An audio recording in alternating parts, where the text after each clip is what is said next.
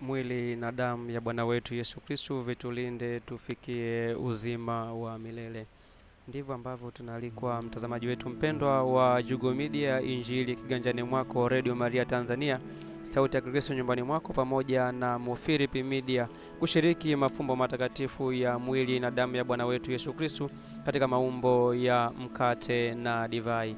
Wewe ambaye ndio kwanza unatazama matangazo yetu wakati huu, hewani ni adhimisho la misa takatifu ya kumwombea hayati Askofu Mkuu Novatus Rugambwa, askofu ambaye alikuwa akifanya utume huko nchini Italia.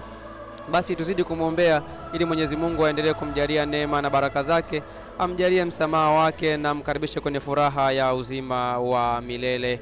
Ikumbuke kwamba adhimisho hili la misa takatifu linaadhimishwa naye Mhasham Yuda Tadeus Ruwaichi, askofu mkuu wa Jimbo Kuu Katoliki la Dar es Salaam. Na baada ya kuhitimika adhimisho hili la misa takatifu, msafara wa kuelekea airport utaanza na kisha mwili utasafirishwa kuelekea Bukoba, ambapo adhimisho la misa takatifu ya kumpumzisha mpendwa wetu Askofu Mkuu Novatus Rugambwa itafanyika katika kanisa kuu la Jimbo Katoliki Bukoba. Tuendelee kufuatilia matangazo haya, tuendelee kumwombea mpendwa wetu ili Mungu amsamehe makosa yake na amkaribishe kwenye furaha ya uzima wa milele.